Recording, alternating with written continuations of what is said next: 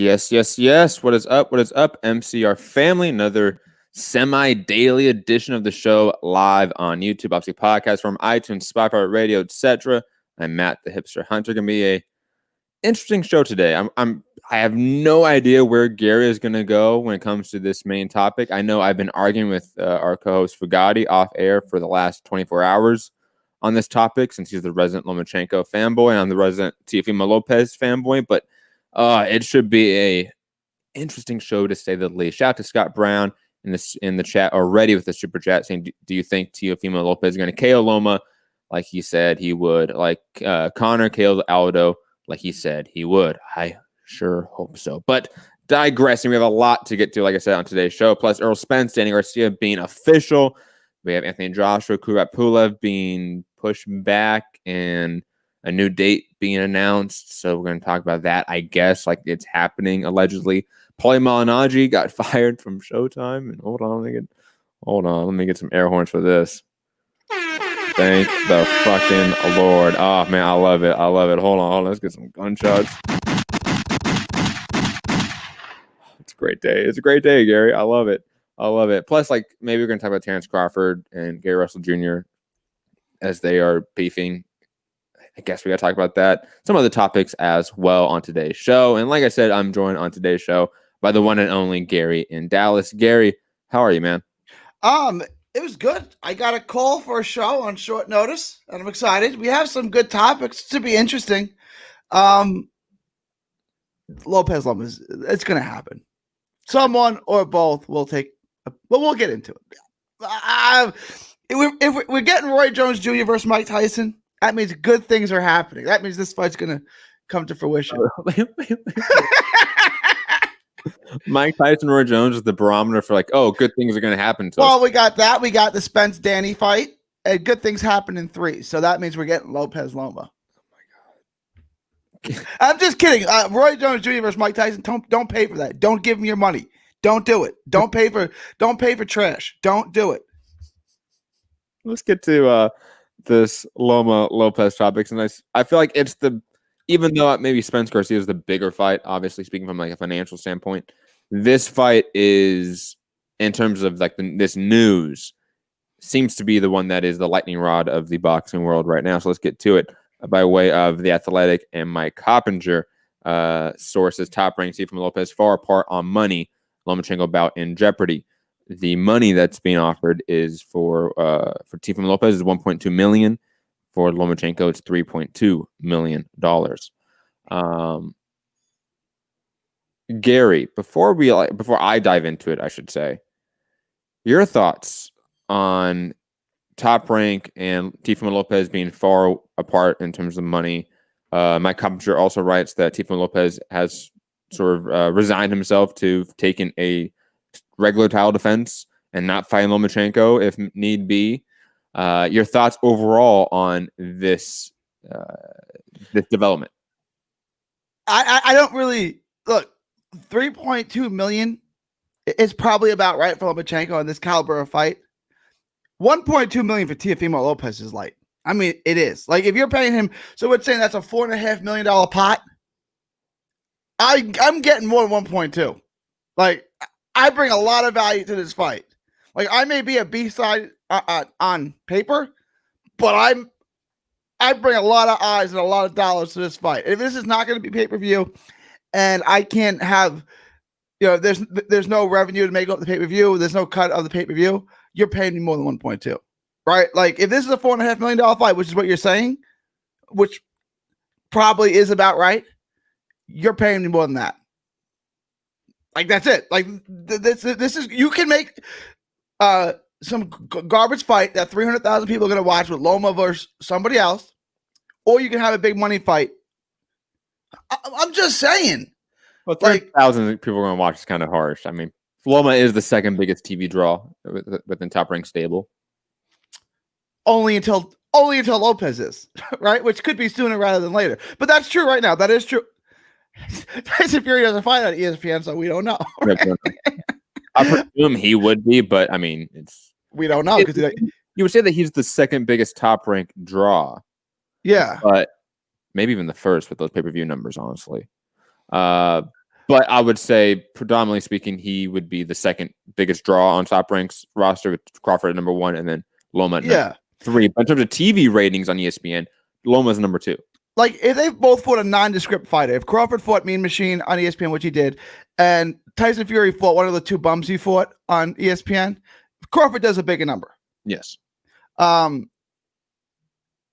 But Lopez knows his worth. He's not, and I still think this is going to get made. Top Rank and ESPN is just going to have to bring more money to the table, right? Because, I mean, look, even if they get Loma to agree to take 2.8 or 3 million, a little bit less, that's still not enough, right? Like, you're still shortchanging me. Like, if you want to do a 60-40 split, because he's got the majority of the belts, okay, I'm not taking less than 40%. Like, I know my worth. Like, if this is a $4.5 million fight, which I agree with, and I'm teaming with Lopez, I'm holding out for more. Like, no, we're not doing that to me. You're not giving me 1.2.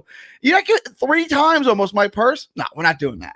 We're not doing that. You're going to pay me more. Now, before I jump into my opinion on the matter, I want to bring up 2 seemingly disconnected facts that I think can be connected to this negotiation. Or if I am Lopez and or Lomachenko, I should be using this in my negotiation.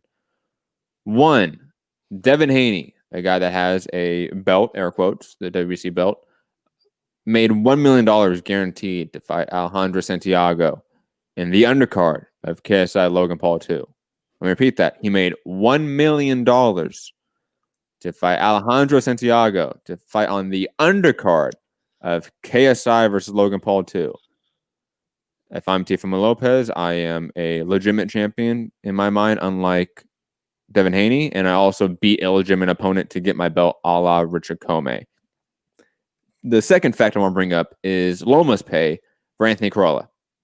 He got paid $3.2 million to fight Anthony Corolla. And if I'm Lomachenko, and I'm not fighting on potentially pay-per-view, I am unifying the titles. I'm potentially being the undisputed champion, depending how you look on the whole franchise situation. This is arguably his biggest fight to date.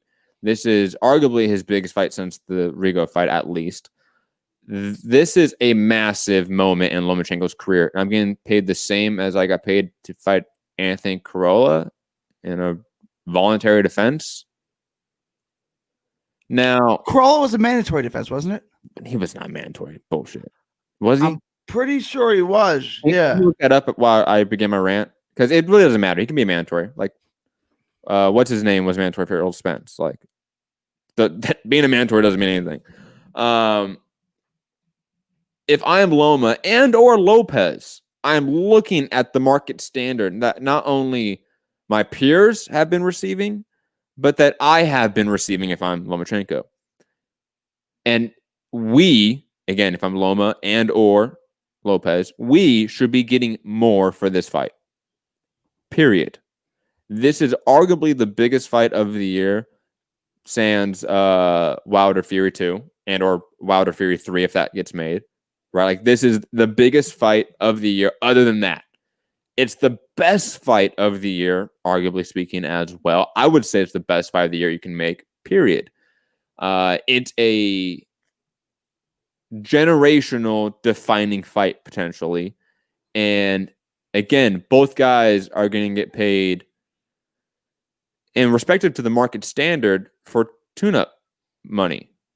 That's kind of what you would have to describe it as. If I'm Loma, I got paid this same amount to fight a tune-up in Anthony Corolla. Let's be honest about that. A tune-up in Anthony Corolla. He iced him in 3 or 4 rounds.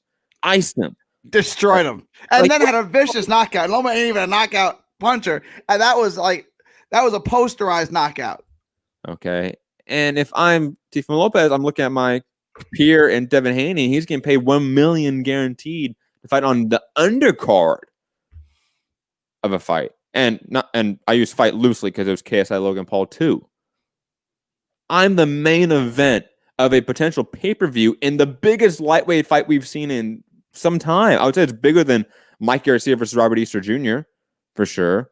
So then I can't think of the last big fight we've seen. I mean, Crawford Gamboa. I mean, this is bigger than all of those.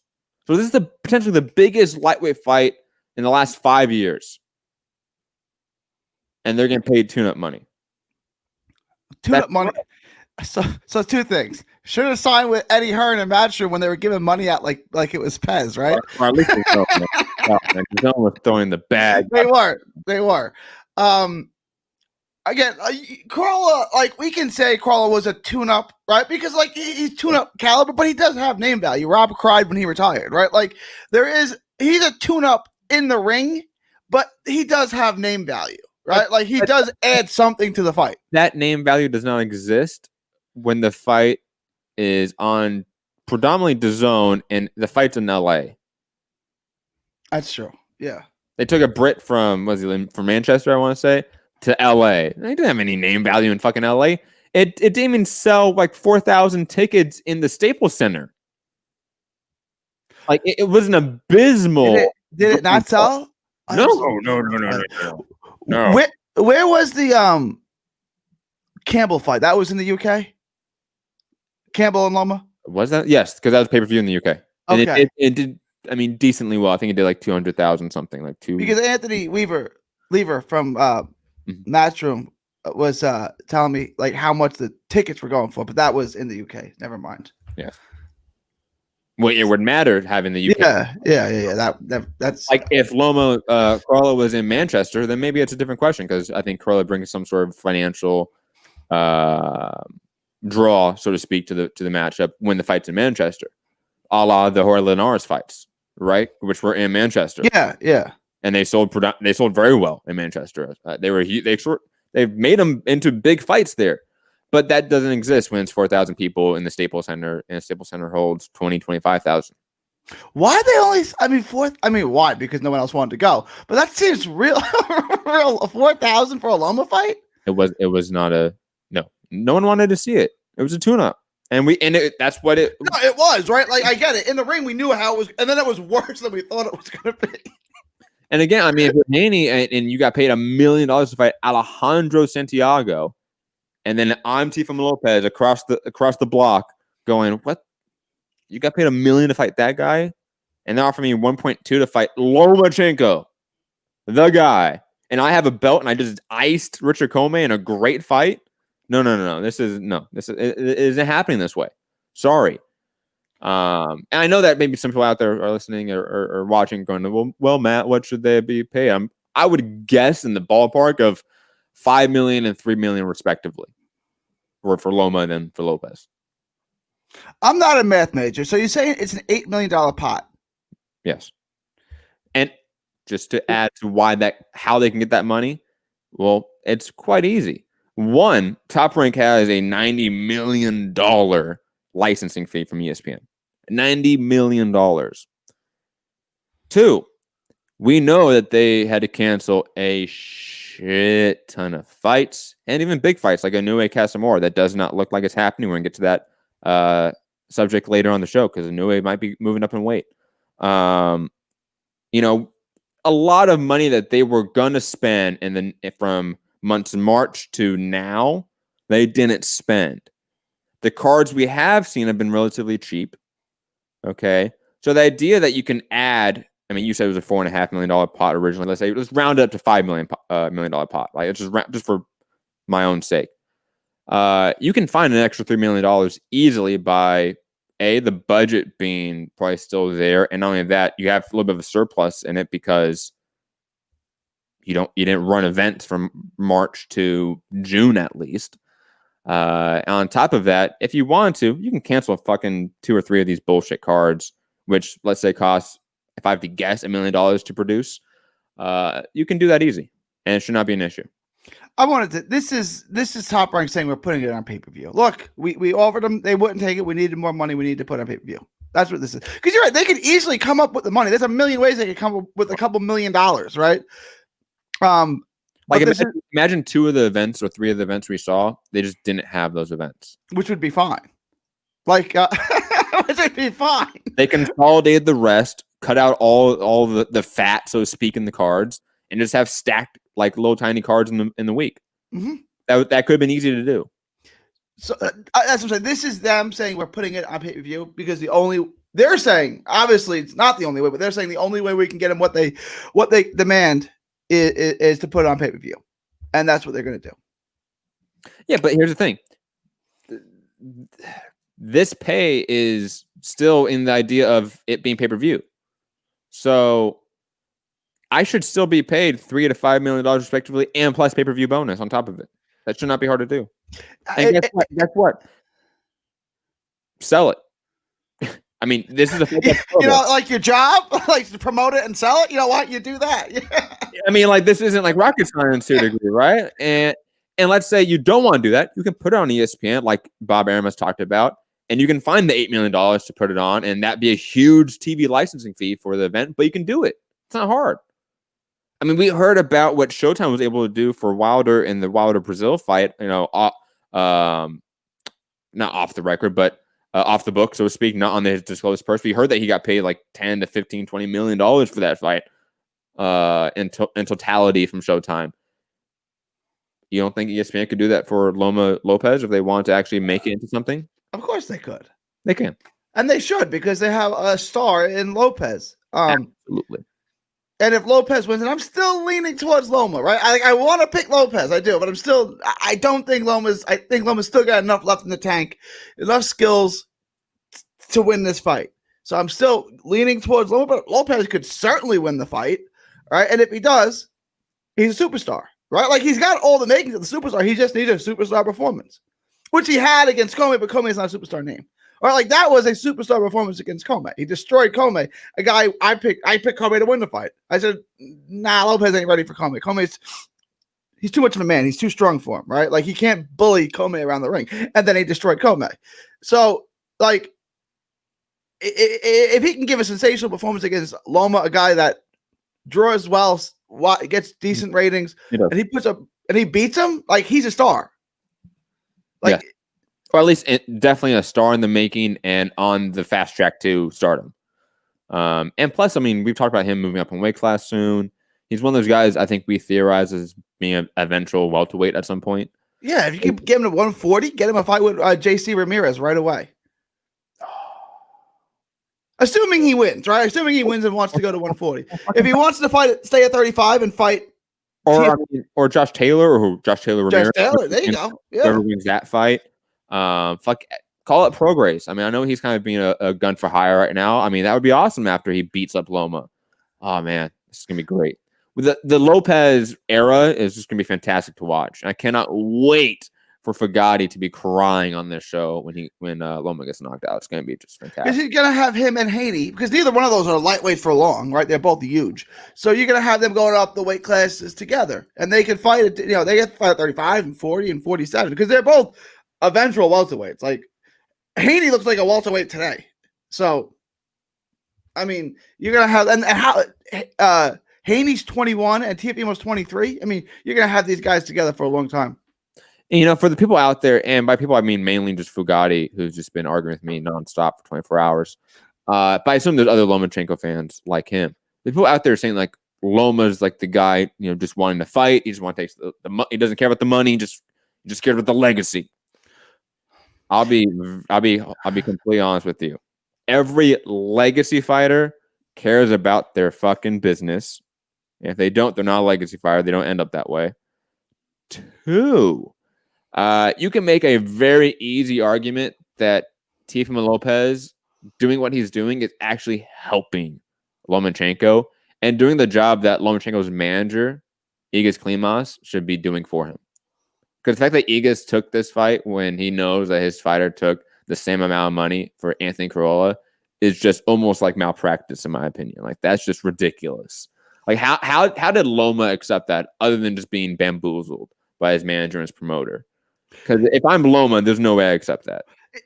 Look, every fighter they're prize fighters. This is what they do for a job. This is their living. Obviously, they care how much they make. Do you care how much you make at your job? Right? Like, they care, right? Like, there are exceptions. Like, at the very end of their career, Tim Duncan and Dirk Nowitzki said, I'll take a little less so that we can go sign someone. That's not what we're talking about. We're talking about Loma in a legacy fight, right? Like, I'm not going to shortchange myself, right? Like, that's just the way it is. You're going to pay me. And then he's not even asking for more than been paid in the past. He's asking for what he got paid.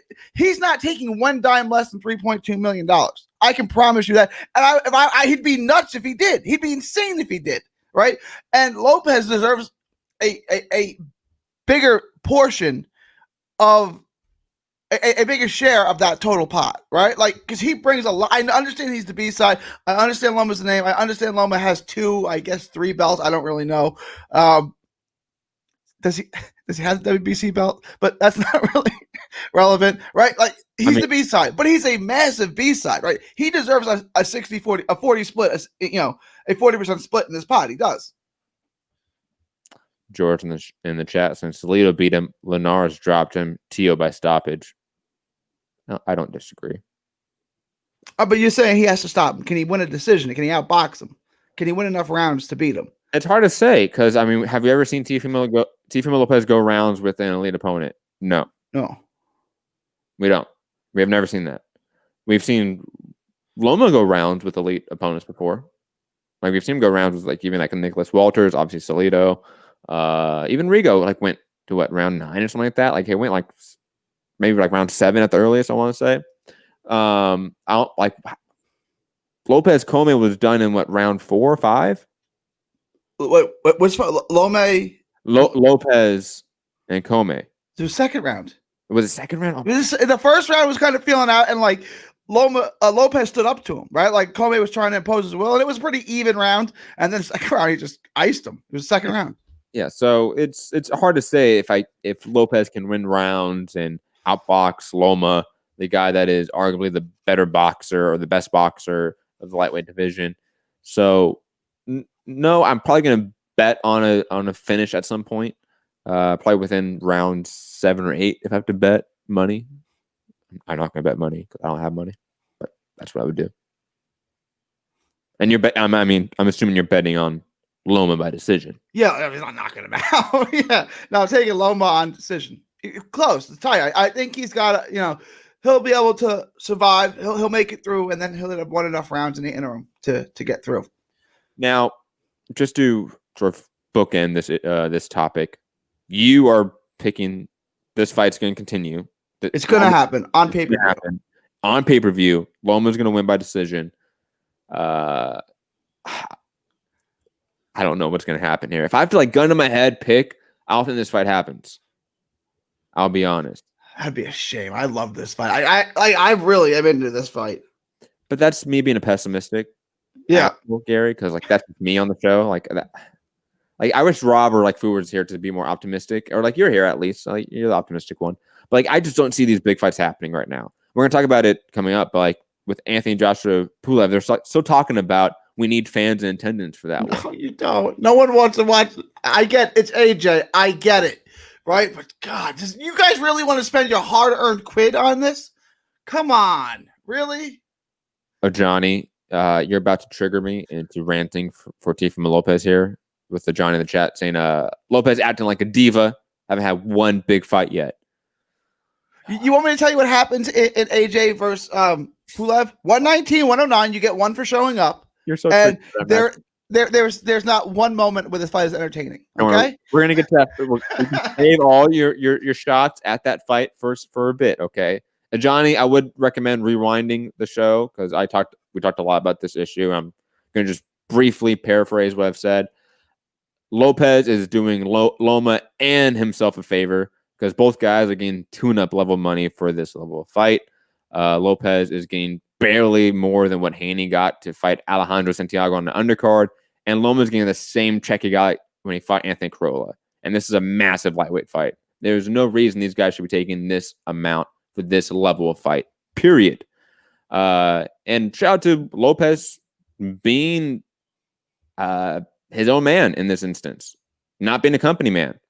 I love that. I don't like fighters bowing down to promoters and networks constantly. I think that's ridiculous. What if the promoter gave you Manny Pacquiao money 3 times?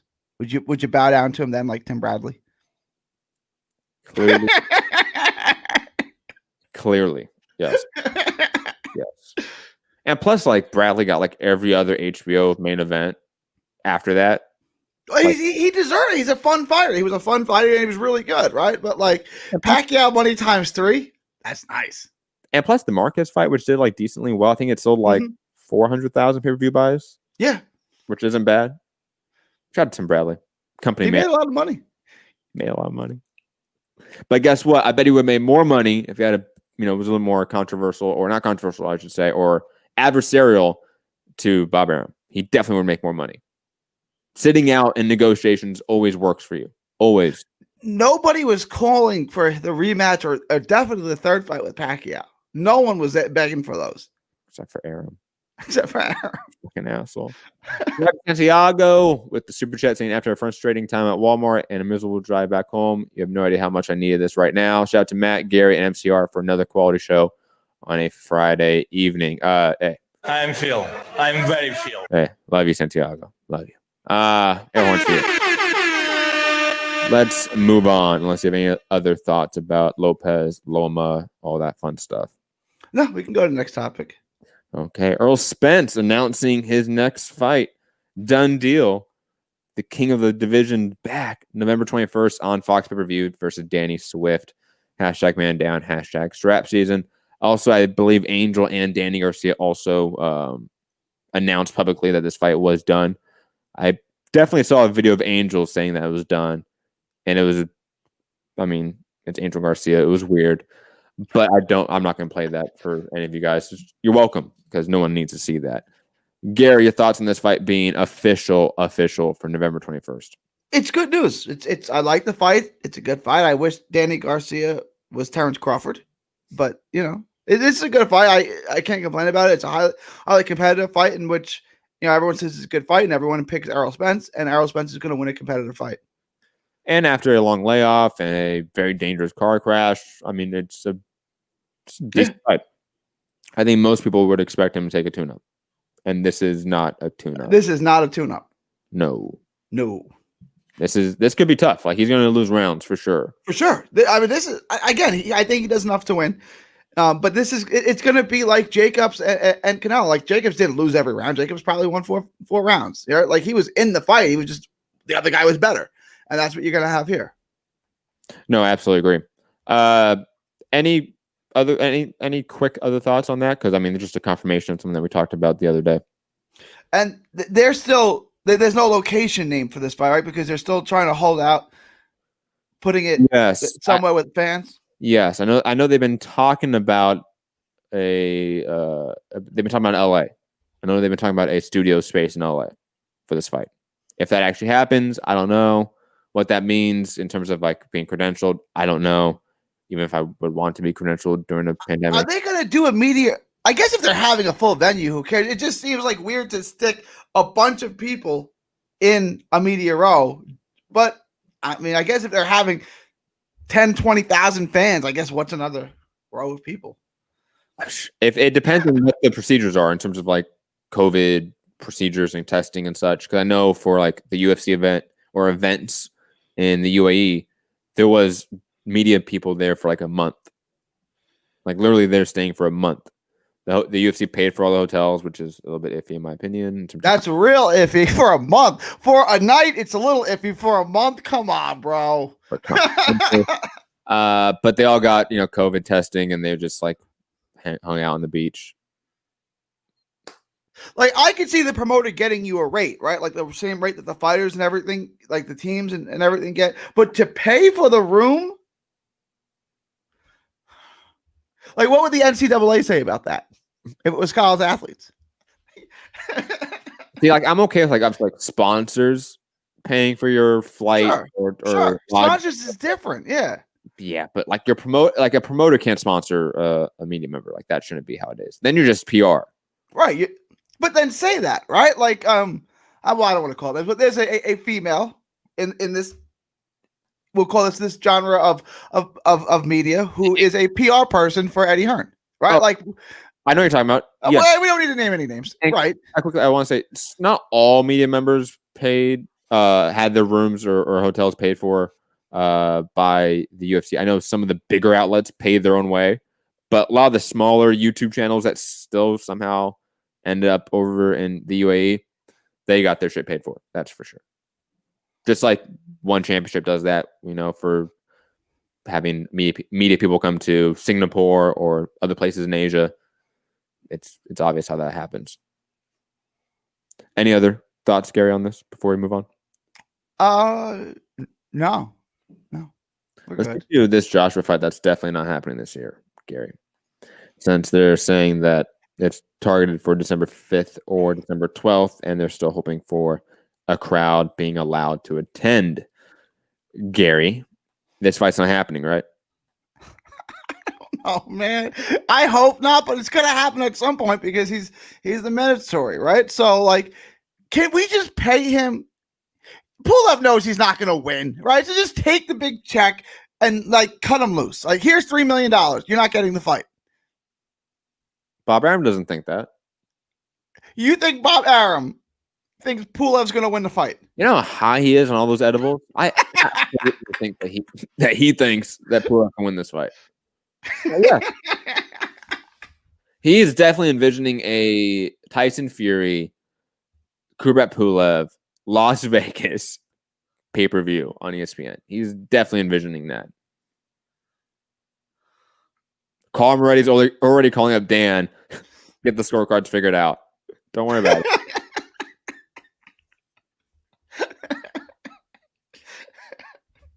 Am I wrong?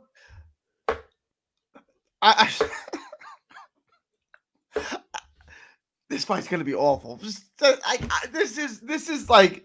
is the bane of my existence. This fight, like, it just won't stop. Like, it just doesn't go away. Double I, thank you for reminding me. I was going to bring that up, saying the government, in terms of the UK government, canceled the test events they were going to do in August. So it is unlikely. They're going to do like test events for, like, I forget what sports exactly. I think cricket was one of them. I think horse racing was another one. In terms of like testing some levels of crowd at events and how you can do that, but they canceled that. So it's not happening. Like, or it is happening. It's just not going to have a crowd, and you're just going to forego the attendance or the gate revenue. If they had a crowd for cricket, would that still draw a crowd? I mean, it's the UK, yes. There was like a pitcher that came up with the Royals pitch for the Dodgers named Zach Greinke, and he disappeared for 2 years because he had really bad anxiety, right? Like, he couldn't perform in front of crowds. I'm like, dude, you play for the Kansas City Royals. No one's watching anyway, right? Like, it shouldn't bother you. But he ended up being borderline Hall of Fame pitcher, so it all worked out. It all worked out. Yeah, it usually does all work out, right? Yeah, that's Double I saying darts, snooker. I still don't truly know what snooker is. I just see it on DAZN and make fun of it. Does that draw a crowd? Does snooker draw? That can't draw a bigger crowd than a hot dog eating contest, right? Like, a hot dog eating contest that's high level athleticism. Dude, the UK made darts like a big sport. That is crazy. We don't talk about that enough. That's just insane.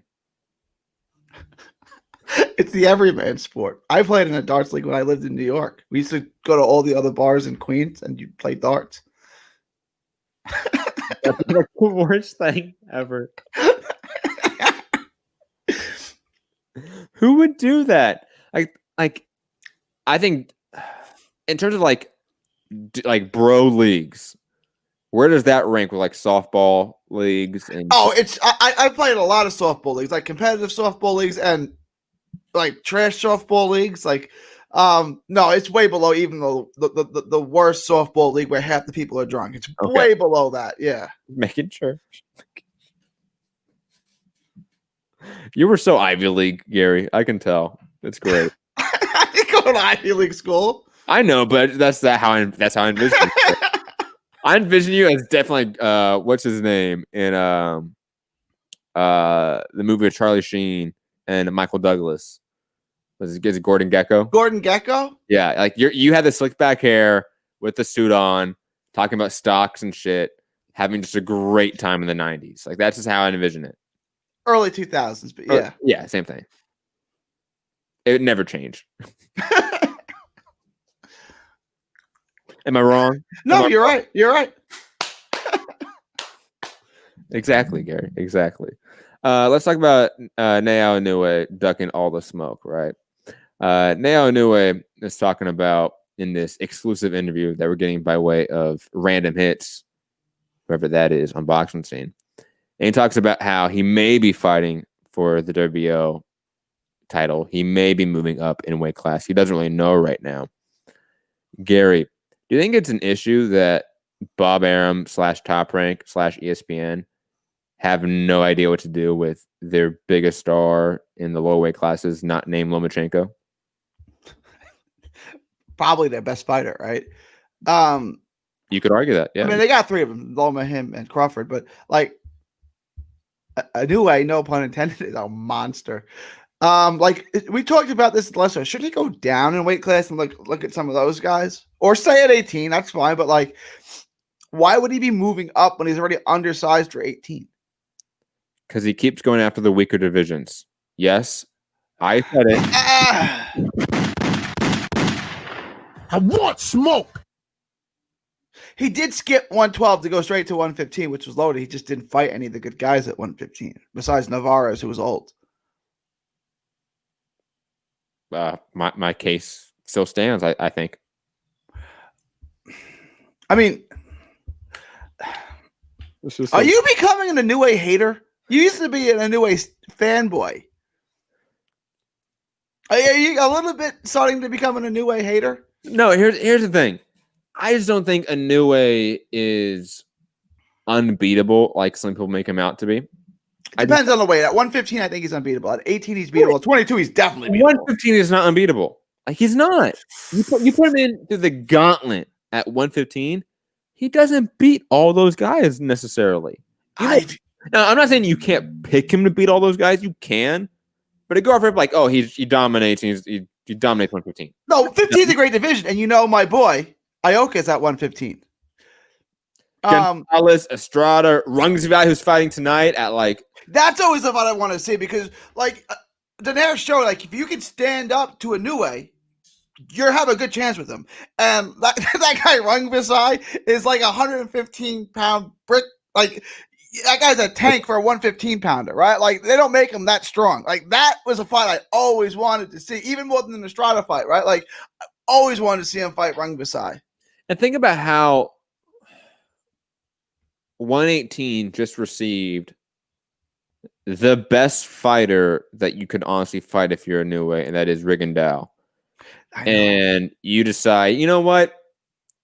Maybe I don't want to fight Casamore anymore. I'm gonna go up to 122 and fight. I mean, who? Ray Vargas. I mean, but who do they have? If he fought Brandon Figueroa, I'd be cool with that. But like Figueroa's so much bigger than him. You know what I'm saying? It's like I would pick Figueroa to beat him.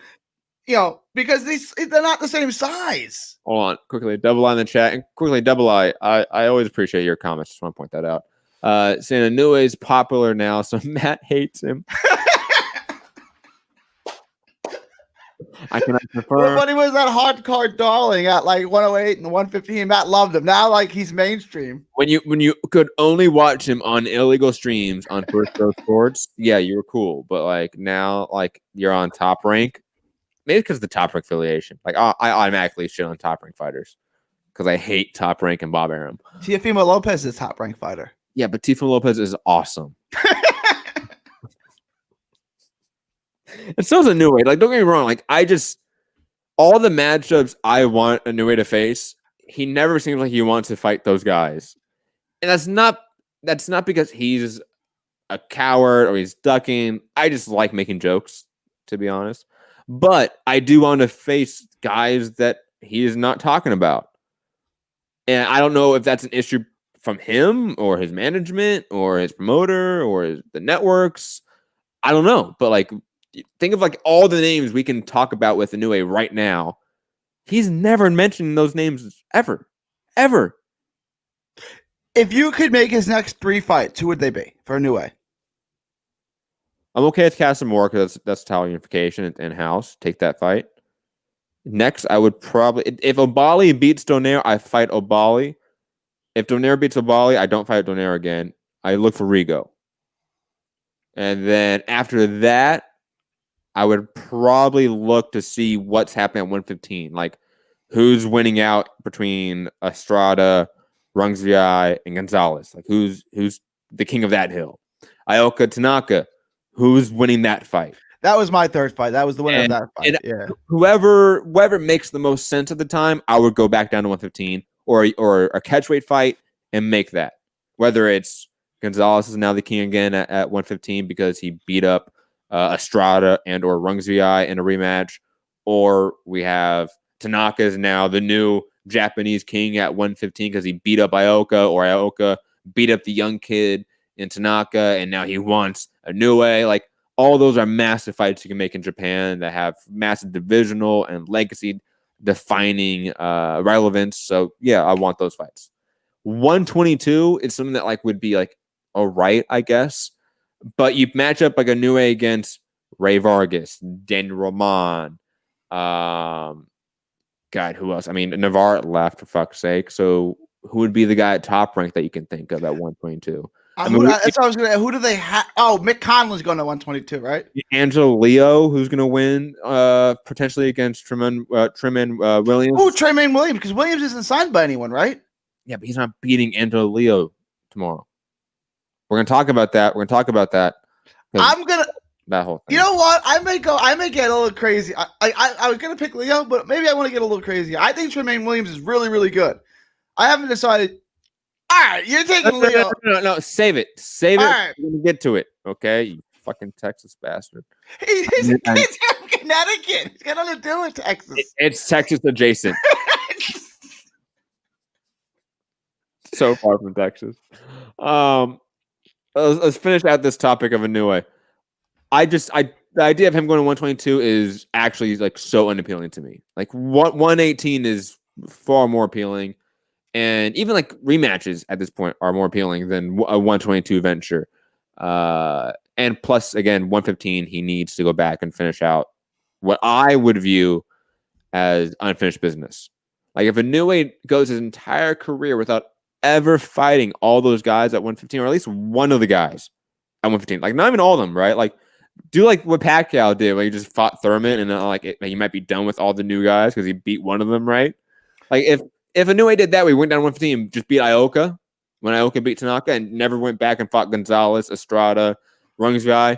It's more acceptable. It's not. He needs two of them. He needs the Japanese winner, the winner of all Japanese fight, the Tanaka Ioka fight, and then he needs to fight one of those three: Rungsvi, Estrada, Chocolatito. He needs to fight one of those three. No, you're right. I apologize, listeners. I apologize. I should stick to my principles. No, you're right. He should fight two of them. Fuck that. Inoue, you coward. You duck. I'm just kidding. We love you, Inoue. But seriously, like he should, because otherwise his legacy just feels unfinished. I agree. All the names above him in weight feel significantly less legacy defining than a weight class lower than him, which I think is crazy to think about, but that's just the reality. It gets to a point where it's like Pacquiao. Yeah, you won all these belts with all these different weight classes, right? But like, so you beat Margarito to win a belt at 154, who never fought at 154 before, right? In a meaningful fight. Or who did he beat to win a title at 135? David Diaz? You know what I'm saying? Like, he didn't beat the best guys in these weight classes. So it's like, yeah, you won belts there, but you only have like great accomplishments in a couple 126, 112, 126, and then 147. Well, 126 and 130 and 147. Like the other ones, you just won a belt in. You know what I'm saying? Like, go off, King. It would. I get winning all these belts. Okay, you're a 4 or 5 weight division champion, but beating the best fighters in the world would do more for your legacy and make you more money than just saying I won all these belts.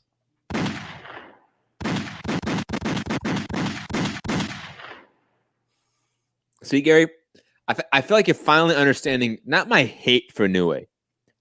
It's more of a loving frustration, because Inoue could, like you said, go down to 115 and dominate all those names. So if he could do it, like, I want to see that.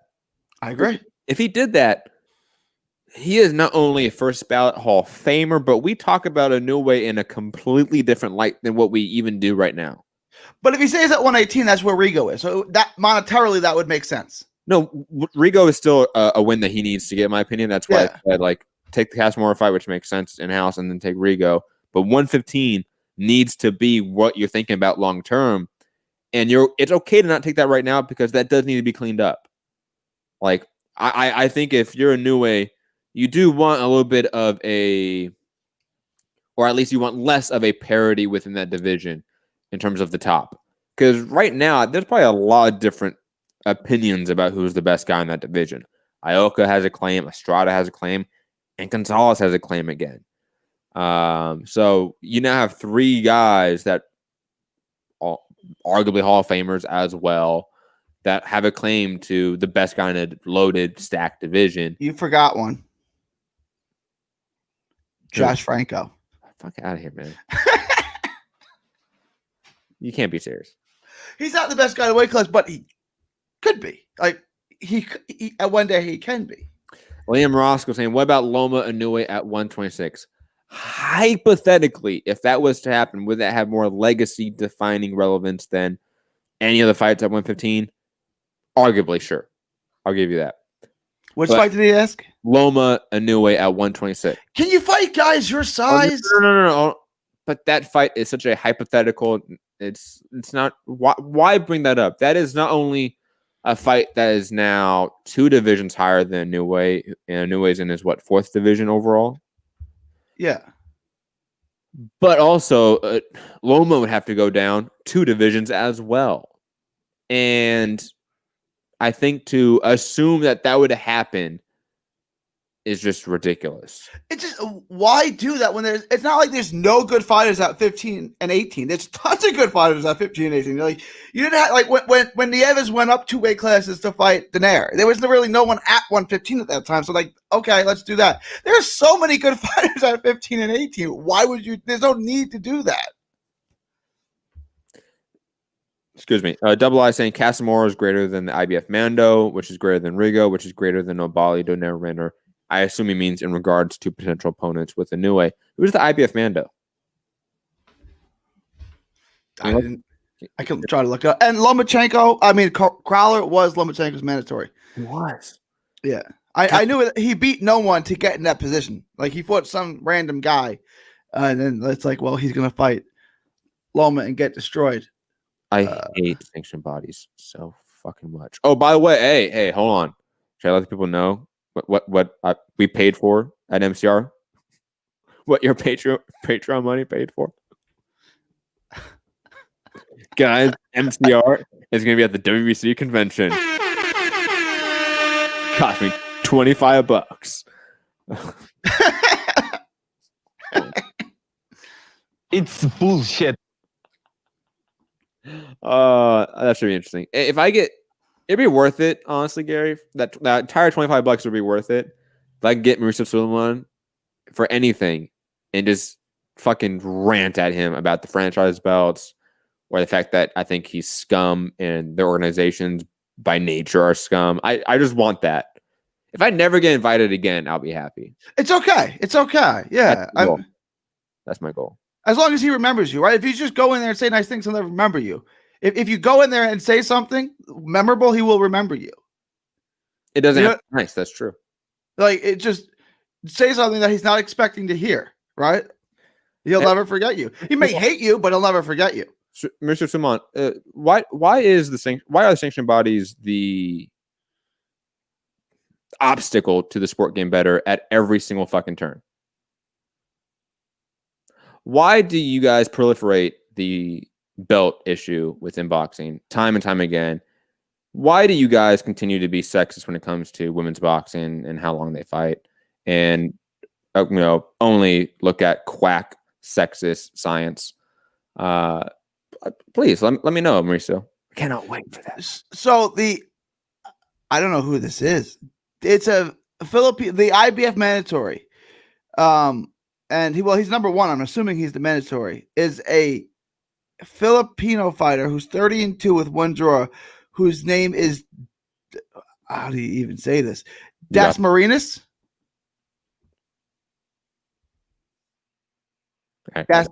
Yeah, I don't know who this is. I don't know who that is. I don't know who this is. Michael Das Marinas. Is that the guy that Gonzalez beat up? Roman Gonzalez beat up in his tune-up? No. I'm looking at him now. He hasn't fought anybody. His last guy he fought was looks like a Thai name or something, and he was 25-28. He beat an undefeated fighter. I mean, there's no. I'm going through this. There's no names on this. Hey, that's world level right there, man. That's world level. That's the sanctioned bodies right there for you. I mean, I don't recognize any of these names. Scum of the earth. Who's worse, Gary? Promoters, networks, or sanctioned bodies? Oh, add commissions in that mix too. Just for the fuck's sake. Who's the worst? It's tough. Ooh, yeah, that's like the who's who of awfulness. Sanctioning bodies, because they're supposed to force you to take good fights, and they force you to take terrible fights. So sanctioning bodies could fix it. If sanctioning bodies had real standards, right, for rankings, and enforced their mandatories and said you have two options: you fight your mandatory or you take a unification. That's it. There's no other options, or you give up your belt. Then, like, they could, like, you know what I'm saying? They could fix this. But when you make Mean Machine, and who's the guy Errol Spence fought? Campos? Campos. Yeah. Like, when you do things, or Steve Vegan Boots, like, when you make these, man, you don't help anyone. It's bad for the sport when you're supposed to be the one who stops that from happening, right? Like, Vegan Boots fights shouldn't happen, but you mandated it to happen. Like, why did you do that when you could have made a real 168 pounder the mandatory? Like, none of that makes any sense. Well, I mean, it makes sense, but sanctioning bodies are the worst. And it's tough. It's not like clear cut, but I'm going with sanctioning bodies as the worst because they're supposed to stop this. I agree completely. Liam Roscoe in the chat saying, insert Mauricio voice. Those are very good questions, Matt. Let me answer them by saying anything but what you asked me to speak about. Yeah, Mauricio does like answer like every question with a complete non-answer. It is fantastic. It's some high level shit. I will give him that. He should run for office, right? Yeah, run for office. You ask him a question, they answer a different question for like 5 minutes. So it's like by the time they get to the end of it, it's like I don't even remember what I asked you. I know that wasn't it, but I don't remember what it was. Hearing any interview about the franchise belt is just rich. It's just too much. So good. Art Alexander in the chat saying, is Gary sad baseball is failing at COVID? I said this was going to happen. I'm missing the Rangers game for this. They're on right now. Yo, Lakers won last night. Beat the Clippers. Hold up. Yeah. I was just a shit fan, too, because like they were losing in the third quarter and had like a shit third quarter, right? I turned it off. I was like, I don't like this. I'm good. My son was like, why are the Lakers losing? You said they're the best team. And I'm like, shit, son. You're right. We need to stop watching this right now.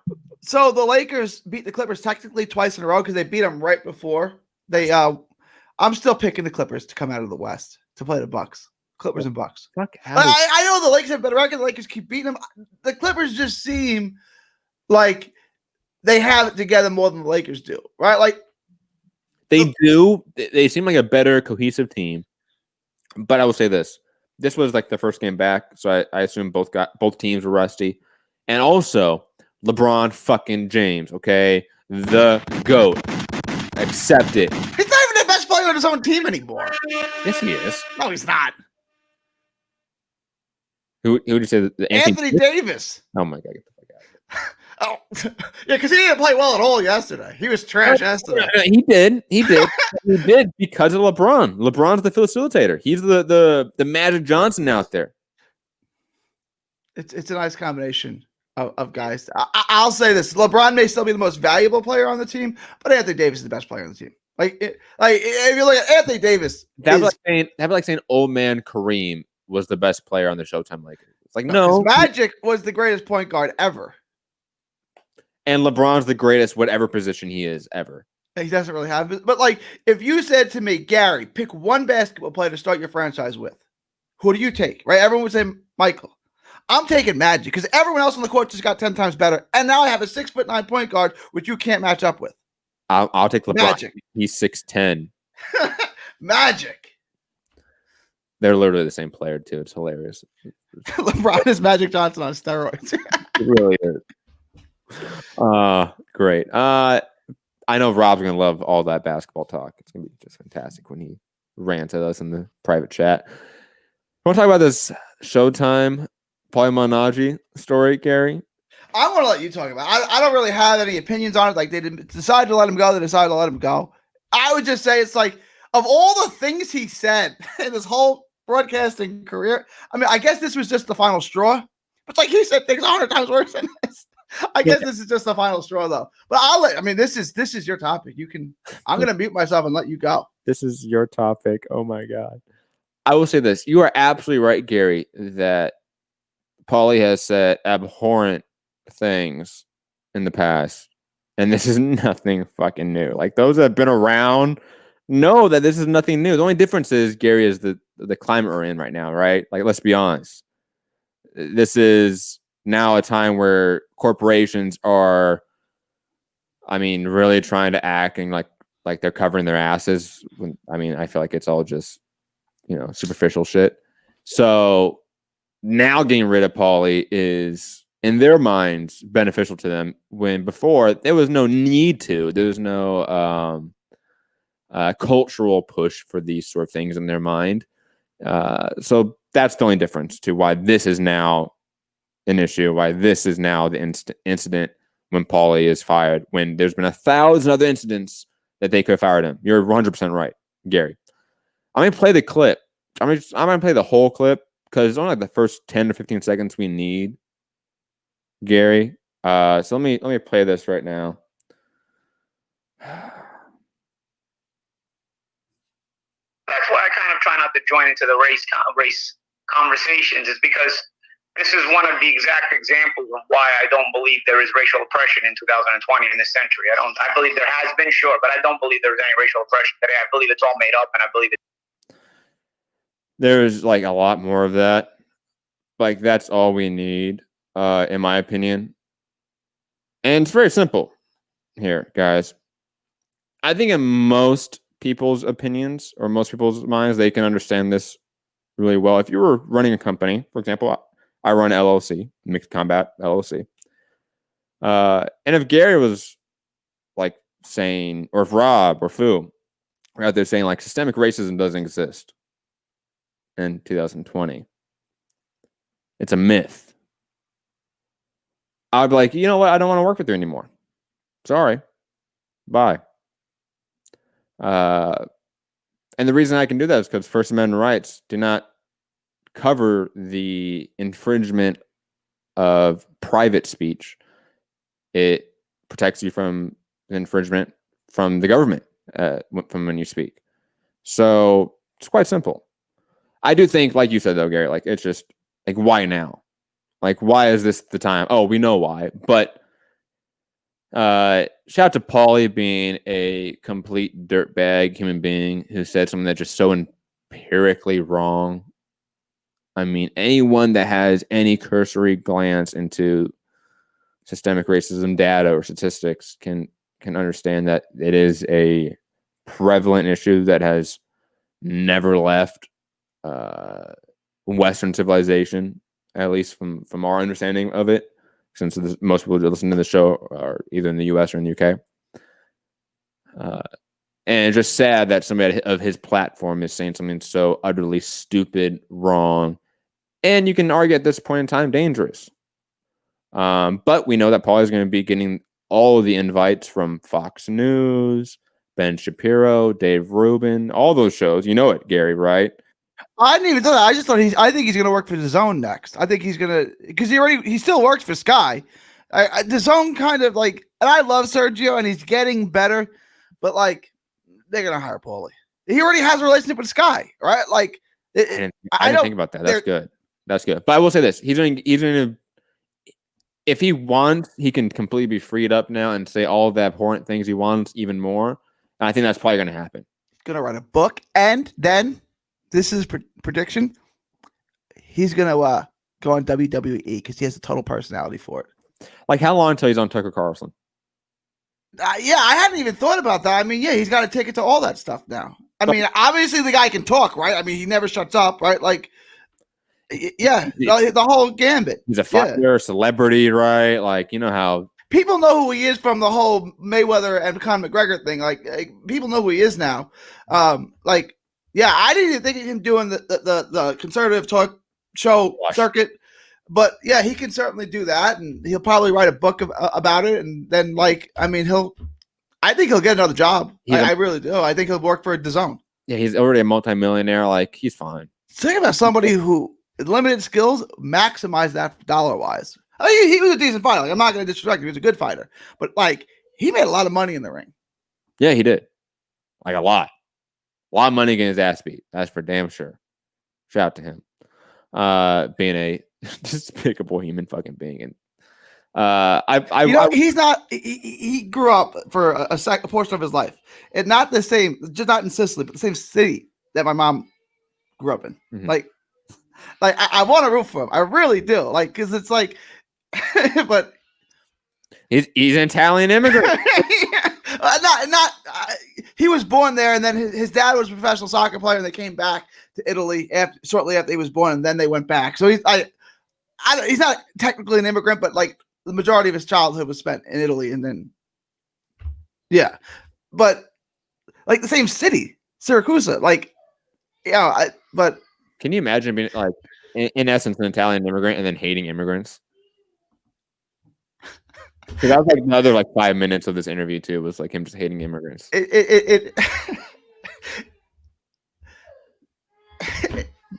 Yeah, no, I mean it doesn't make a whole ton of sense. Oh gosh, shout out to Paulie, man. I'm just karma's a bitch, man. That's all I gotta say. I forgot this was the next topic. Gary, have you listened to the Gary and Terrence Crawford beef in like the video that Crawford posted? I did. Did you listen to it? Good. It's good, right? I'm gonna play it almost all. I feel like because it's that fucking good. In the meantime, Gary, maybe you can tell your kids to stop fighting and each other. It seems like it's like the Thunderdome in the background. Let me play this clip from Terrence Crawford on IG. It's good, man. That's all I'm going to say. Let me play this clip.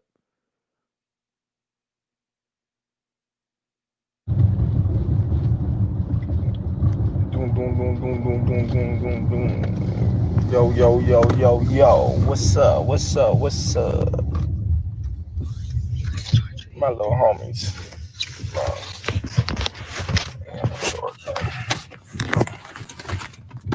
I ain't got no charge.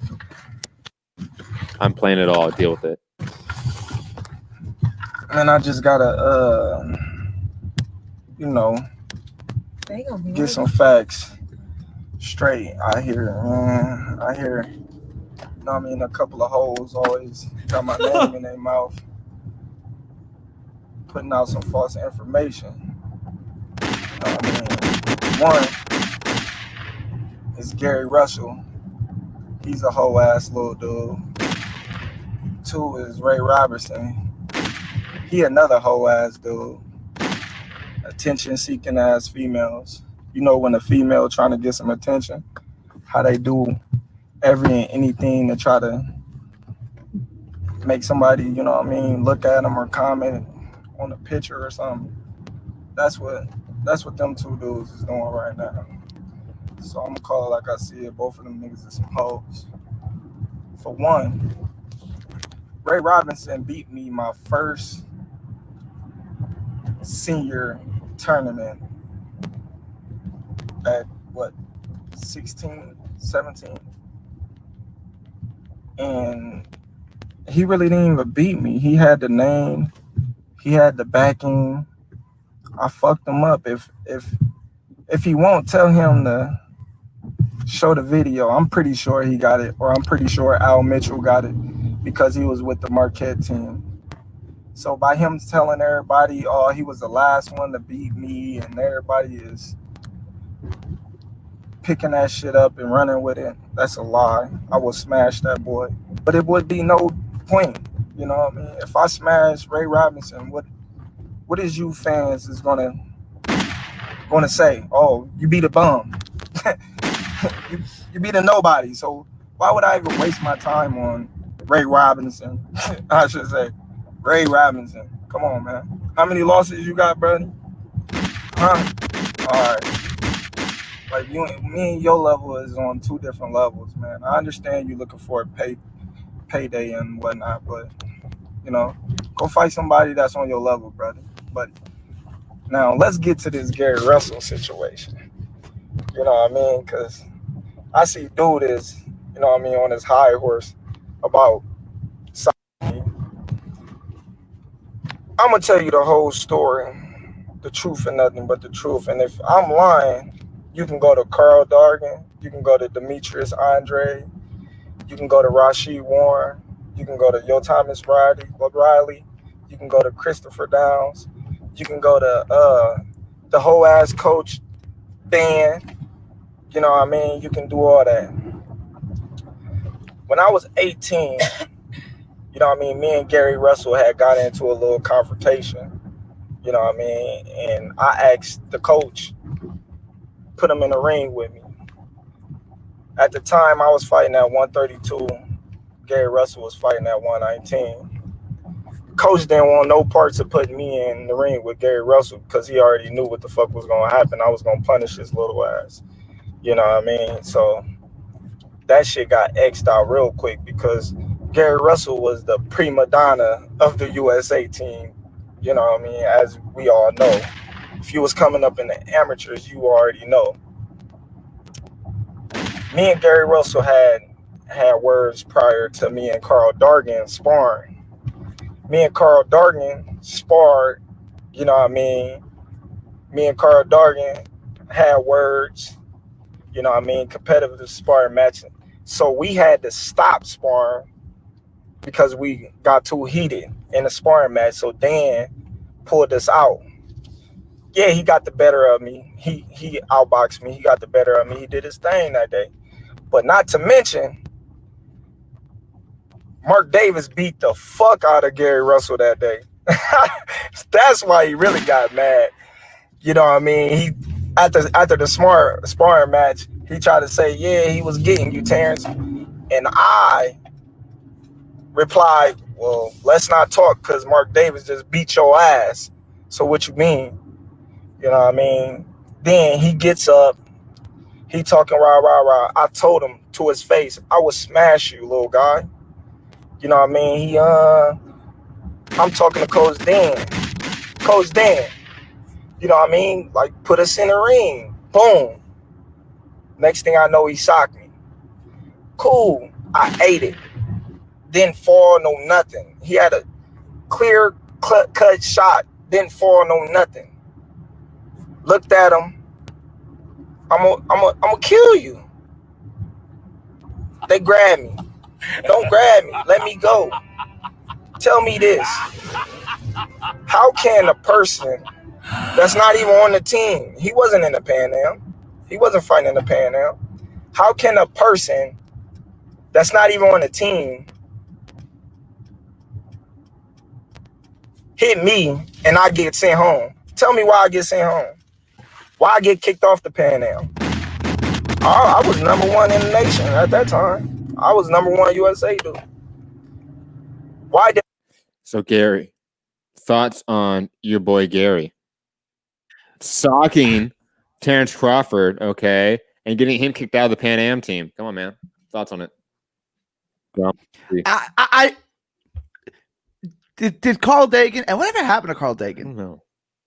That's Nazim Richardson's nephew, cousin, relative in some, part of that Philly gym. I need to hear someone else's side to this. All right? You know, there's always three sides to a story. I'm not saying Crawford's lying or he's making any of this up, and maybe that's exactly how he remembers it. I'll give him the Ray Robinson thing. Ray Robinson is looking for Ray Robinson. Okay, couple of them. Ray Robinson only has 2 losses. It's not like he's got 7 losses. But he has no wins. He's got 2 draws. His best wins are draws. But he lost to Brad Solomon. He lost to Ugas. And then, who's the other loss? Ugas. Yo, he lost to Brad Solomon. This was when they were both undefeated. This is probably 10 years ago. This is when they were both undefeated prospects. I want to say it was like maybe on... Oh, he lost to Sean Porter. God. I mean, you can't. But I'm saying, like, yeah, he lost to Porter. If he got destroyed by Porter, he's gonna get destroyed by Crawford, right? You know what I'm saying? I like Ray Robbins is a decent fighter, but again, there's levels. Like he said, my level and his levels is different levels, right? Like come on, what do they call him? The new era of the new Ray Robbins, whatever they call him. Like, come on, he's a decent fighter, but let's not be silly. He was looking for attention. Crawford's right about that. He's a club level guy. Yeah, he's better than a club level guy. No, he's a club level. because he lost to Brad Solomon. Yes. I mean, this was years ago. I want to look at exactly when that was. I mean, this is probably when you were still in high school. How old are you? How old am I? 25. 25.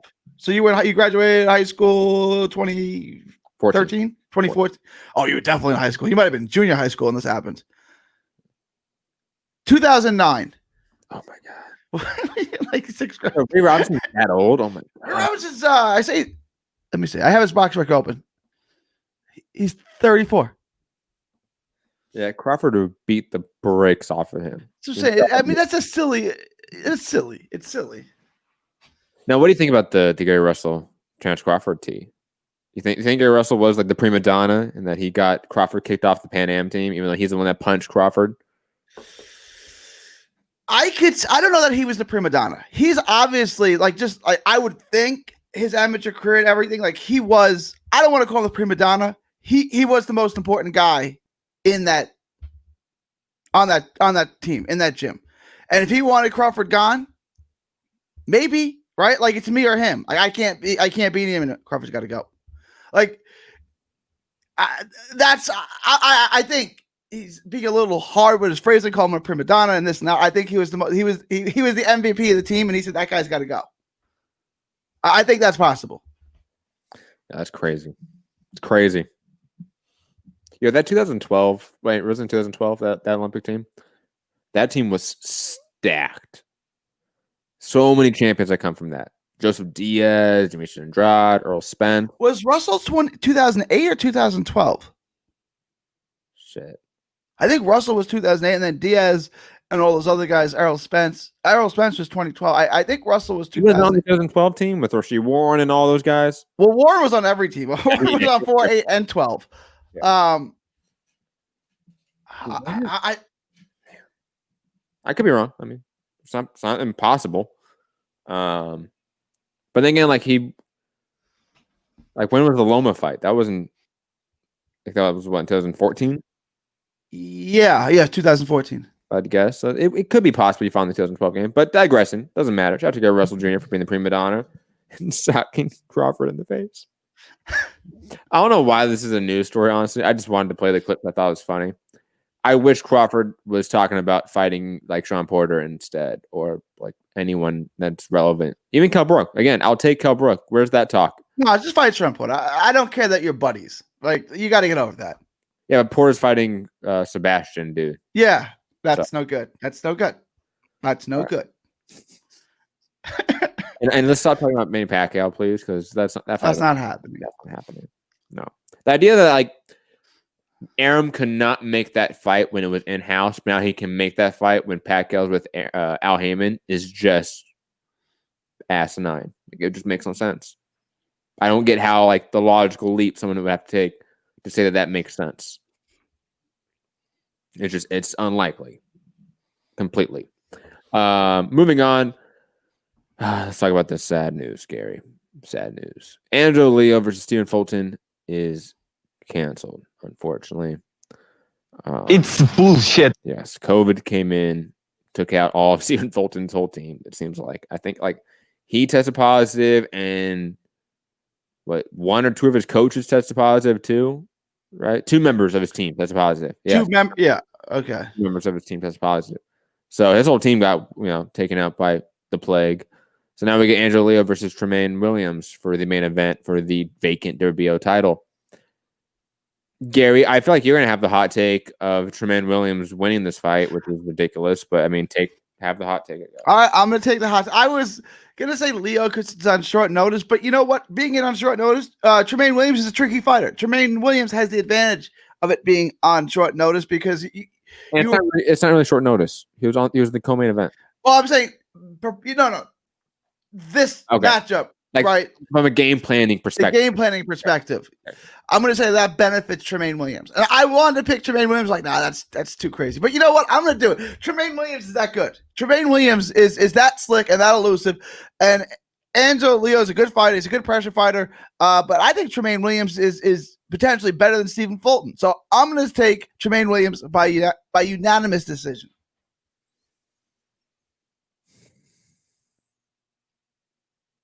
No. That's all I have to give you. The idea that Tremaine Williams can come in here when he wasn't ready for this fight, period.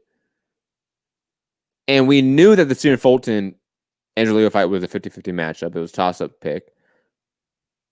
And yet you're going to go so hard for Tremaine Williams. It just makes no sense to me. It just doesn't. Like, logically, I think Tremaine Williams is really good. I think he is so slippery and so slick. Like, it's hard to hit him. And I don't think Angelo Leo could impose his will on Fulton, right? Who's better right now, Stephen Fulton or Tremaine Williams?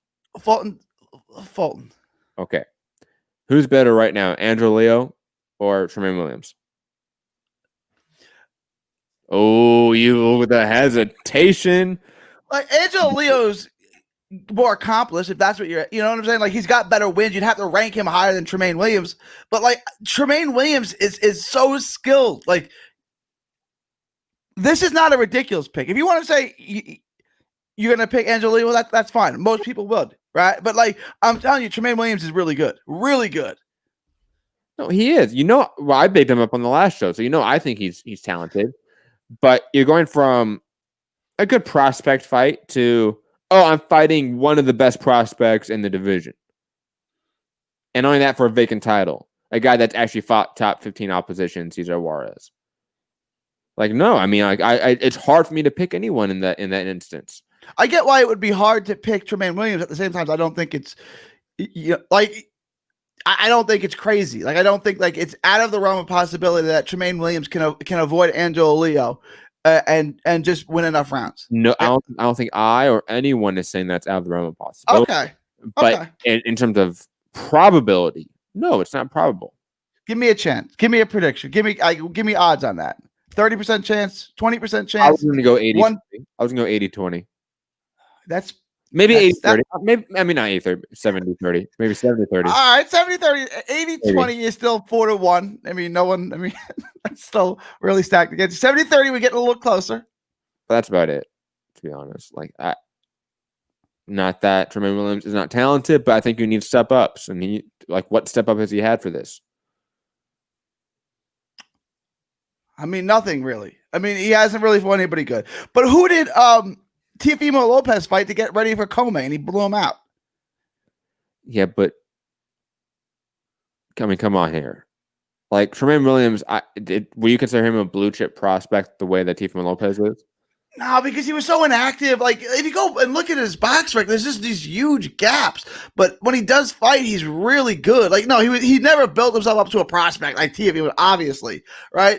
But, like, he's good, man. Like, he is really, really good. You could be really good like Kendo Castaneda, but it doesn't really matter. Like, just being really good is what will get you far, but not far enough. And Angelo Leo might be good enough to be the best guy in this division. Like, that's a possibility. Same with Stephen Fulton. Like, we are having those conversations about those two guys. We're not having that conversation about Tremaine Williams. He's a good fighter. No one's disputing that. But the dispute is, how is he great actually, or just good? Did he have the potential to be great, or just good? There are tons of fighters that are just good. Is he the next Thomas Delorme, so to speak, where he's a perennial top 10, top 15 guy? I don't mean that to be any disrespect, but that's just kind of what he is. Because that's how I view him. Like, he's going to be a tricky, tough guy that's always going to be like a B-, B-level guy. But his defense is really good, so he's always going to be a tough to nail down and beat up and hurt and actually get out of there. Do you think that he's sharp enough, Angelo Leo is sharp enough to just impose his will on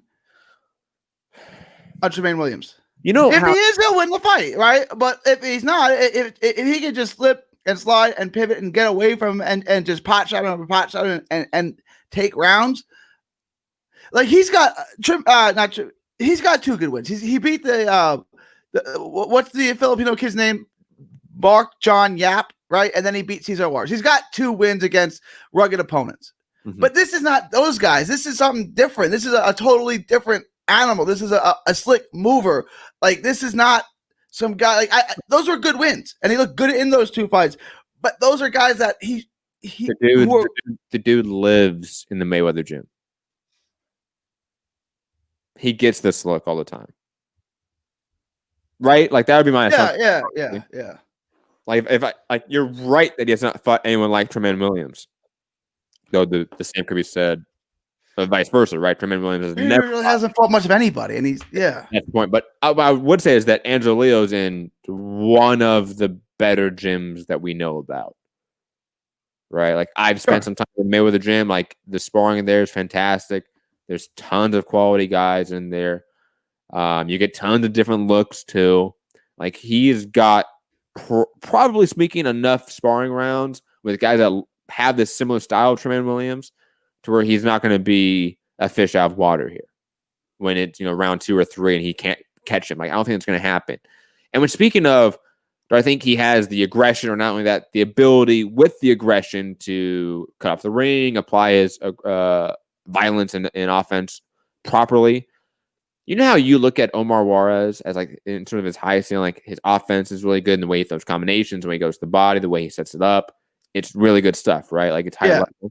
You see a lot of upside with that. I see that with Angelo Leo, but I mean times 100 because he's proven it more. Right, and Juarez had 6 or so fights. Exactly, right? But I mean that's to be expected. But that's why. I mean, I do see like what you envision Omar Juarez to look like in probably like 3 years, or maybe like 2 or 3 years. Leo looks like that right now.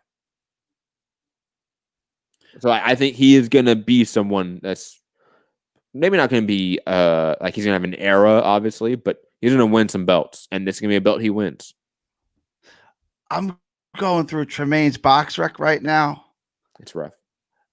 First of all, there's these weird gaps. Like he fought in 2013, and he didn't fight, and this is early in his career, and he didn't fight again until 2015, and he fought once in 2015, and then didn't fight again until 2017, and it took another I mean, I don't know if it was promotional issues or issues outside the ring, but he's got like all these strange gaps. He took 2 years off. He fought in May of 2015 and then didn't fight again until March of 2017. Then he fought like once in 2018, took another year off, and fought a bunch of times in 2019. I'm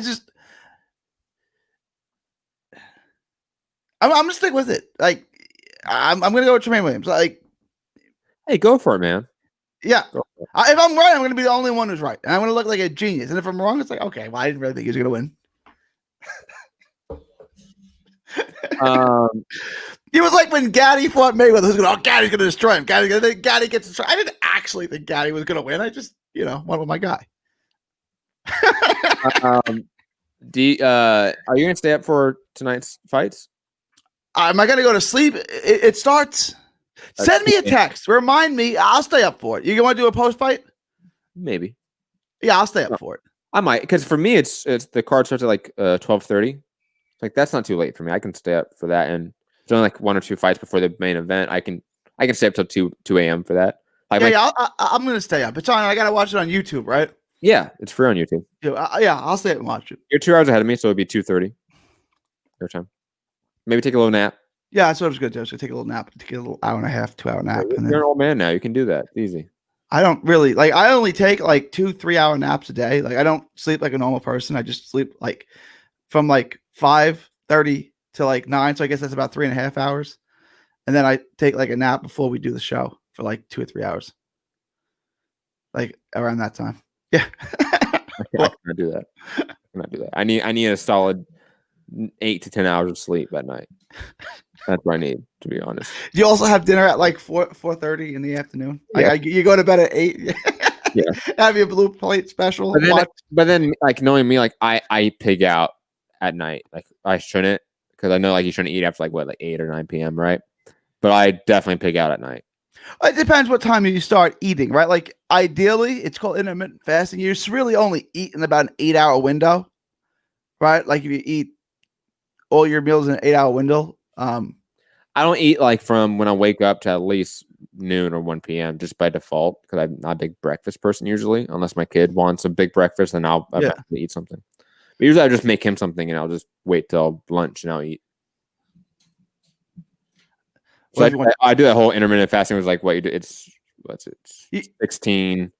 It's 15 if you can eat all your meals in 8 hours, some people get it down to like 4 and 6 hours. I don't.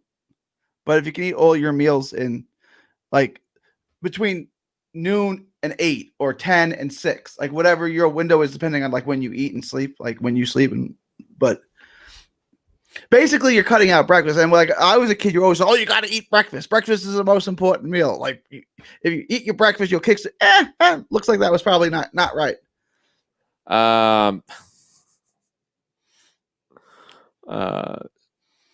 Art Alexander is saying everyone at Name Redacted is picking Williams. I don't know if Are you serious? I don't know if that should make you feel happy. How do they know who he is? Dude, apparently Williams is the betting favorite now. No way. How? I don't know, because Shakur Stevenson loves him. Like that's probably why. Like I guess they know each other. Like I mean, he's from Connecticut. Shakur's from Jersey. So I guess they know each other. I mean, I know there's a state in the middle, but it's probably only an hour apart. Like I guess they know each other, and like Shakur thinks he's like goods, you know. And you can see like some similarities in their style. Yeah, but is he really a betting favorite?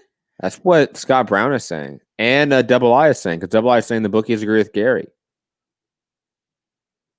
I was thought he'd be a sizable, at least like 2.5, maybe 3 or 4 to 1. Like I was at bare bones minimum 2.5 to 1 underdog. I'm picking underdog. Yeah, what are you crazy? You're taking the dog. You're wow. Okay. Like I thought the Reese Aleem fight, and Reese Aleem is really good. He didn't have any real good wins either. Here's my thing. I never bet on like those 8 to 10 year prospects. You know what I mean by those? Like in a way, I don't mean to do this as well, but like Rashidi Ellis is getting close to that to some degree. Where like he's been a prospect for like 7 years now. Where it's like, what, is he ever going to be a contender? No, because Golden Boy doesn't let him fight anybody. Well, that's true for Golden Boy and his mismanagement. But Tremaine Williams, like he's been a prospect now for 8 years. And that's his fault. Like, is that due to mismanagement? A bad promotional deal? We don't know. Obviously, I would like to figure that out. Maybe we can do a little bit of research about that off air, obviously, because the show's almost over. But I am curious about that issue because most of the time when a guy's been, he could be something for going on near a decade. He's probably not something, right? Like that's eventually if you're just not that guy, if you can never turn into that guy. Usually if you are going to be the next guy or a next champion or going to be elite, you get there. Like you truly do get there. Maybe this is Williams' time to shine, but it's just I usually bet on the guys that have the more meteoric rise compared to the slower grinding prospects because they're more of a blue collar prospect instead of a blue chip prospect. Here's an interesting little tidbit. He made his pro debut back in 2012 on Rios versus Richard Abril on That's a good fight on HBO. Yeah, but that's how long he's been around. It's 8 years ago. I get, he was a kid then. How old is he? 27. He's not too old. No, he's not. But it's like he's been around. Like I said, he's been around forever, and like he has these weird gaps where he doesn't fight for a year or 2 years. Agree. Scott Brown saying Williams is a minus 150, so it's close, but still. Yeah, I would have never. If he wins, I'm gonna be so mad. Now I want to take Leo because the bookies are telling you to take Tremaine Williams. Like they're telling you, please take Tremaine Williams. I'll stick with it, but now I've just changed my mind, right? Because listen to the bookies. They're telling you who's going to win. They're begging you to bet your money on Tremaine Williams. What does that mean? That he's going to win. Yeah, they're into losing money. Gary, come on, man. You know capitalism. They don't care about like making money. No, bookies don't care about making money.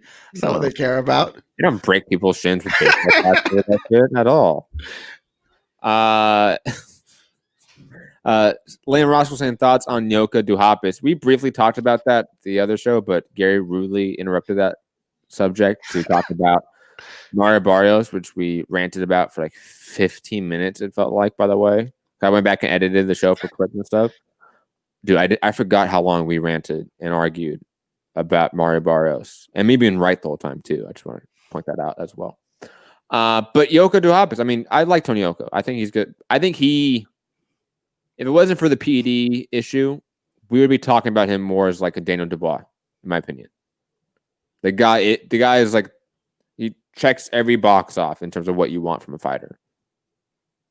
Now, is he going to be that someone? I don't know. He's had a little bit of a sort of like Truman Williams, right? He's had on and off career, so to speak. But Duhapis is a good barometer fight, I guess, at this point in time for the next step. I would like him to fight a top 20 guy next, though. Any thoughts on Yoka Duhapis? Yoka wins by knockout. Any thoughts on Yoka at all? I'm not as high as you are, but I'll go back and I've never watched him like saying this is someone I need to keep an eye on. But I'll go back. I'll give him a look, and we should talk about him a lot more than we talk about Joe Joyce, at least. But Joe Joyce won a silver medal. Yes, in the Olympics. But yeah, Tony Yoka won a. Dude, I didn't even know that. A silver medal. He has a very long amateur career. I forget if he won a medal. It's off the dome now, and it's like almost 8 o'clock at night, and I'm tired. I've been drinking. Apologies. Last topic of the day, a fight that I know Gary is hyped on. Like, hyped is an understatement, right? Edelin Alvarez, Joe Smith Jr., official Gary. Get hyped. Get hyped. Air horns for you. Hold on, let me get the air horns out. It's official now, Gary. Official. Date. Yeah, no, that's good. Back in the bubble, right? This is a good fight. It's a lot of fun. Best top ranked fight we have so far.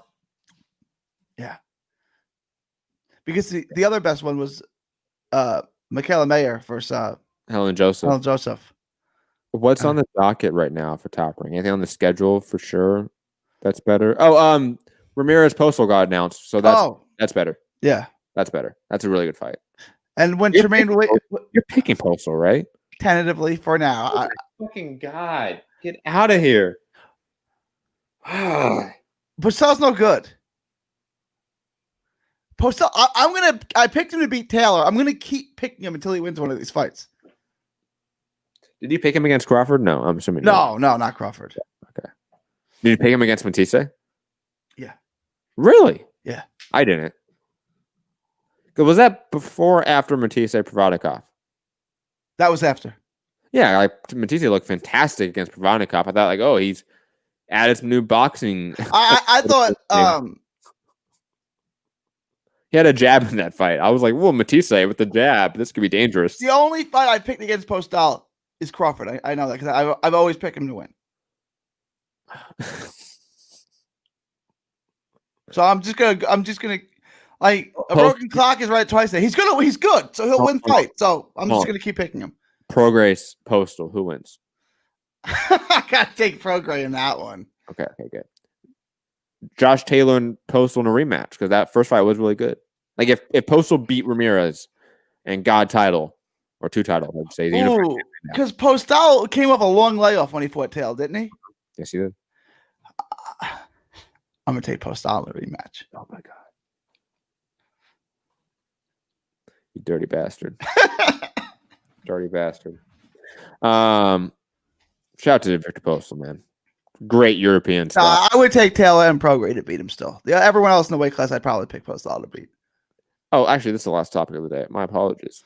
Gary's boy, Joette Gonzalez, is back and fighting a guy he should have fought before he fought Shakur Stevenson, Miguel Mariaga, under a mean machine, Kavalauskas, a.k.a. Gary's other man's. That's not my man's. I'll own up to Gary, this is my story. Okay, he is your man's. Mean Machine fighting Amir Aman on the ESPN fight September 12th. Also the same day as Mike Tyson, Roy Jones, and tentative, maybe, Canelo versus whoever. We still don't know with that. But yeah, guys, that date. Joet Gonzalez, Miguel Mariaga, Mean Machine, Amir Ahman. This will Thoughts? against Canelo and against the Mike Tyson fight. This will have a combined 0 eyes on it. I love the hate. Hold on. I want smoke. I love it. But I was thinking the same thing. Isn't Mariaga a type of guy you should face before you get a title shot? Same with Shakur Stevenson. Think about it, if Shakur Stevenson fought Miguel Mariaga, would that be his best opponent to date? Yeah. Well, yeah. Yes. Yeah, I mean, yeah, because he's more accomplished than Gonzalez. But you're picking Gonzalez to beat Mariaga, right? I don't know about that. Oh, man. What has Gonzalez done? He's got nothing. He's beaten one opponent. I'll be honest, the 2 fights of him, he beat one guy and whatever. And the second fight, he got absolutely dominated. And not only dominated, because I feel like that word has lost all meaning. He got every second of that fight, Shakur Stevenson was in absolute control, dictated everything, beat up Joet Gonzalez, and slapped him around the ring. Joet Gonzalez has not done anything for me to go, yeah, I like the guy. I'll put it this way, Gary. I view Tanahara exponentially higher than Joet Gonzalez. And I use exponentially not in a hyperbolic sense. I truly mean that. Gonzalez, he's not in the top 20 for me. Top 30, top 40. Where is he? I don't know. He's a prospect. He hasn't beaten anybody yet, right? He beat Manuel Avila on a card back in 2019. The one that Diego De La Hoya lost to Ronnie Rios on. He fought on that card. Ray Vargas versus Tomoki Kameda was the main event. He fought on that card. He beat Manuel Avila, who is best known for losing to every good fighter he fought, like Joseph Diaz. He got a title shot way too soon without beating anybody. He is a good-looking prospect, though. What that means long-term, I don't know. I think he has the skills to win a world title at some point in his career if he stays at featherweight. I don't agree with you at all. Moving on. Luis Fontanes saying Lopez was getting tagged by Comey before the 1 second difference got him a KO. Not a star unless they put him in with no chin fighters.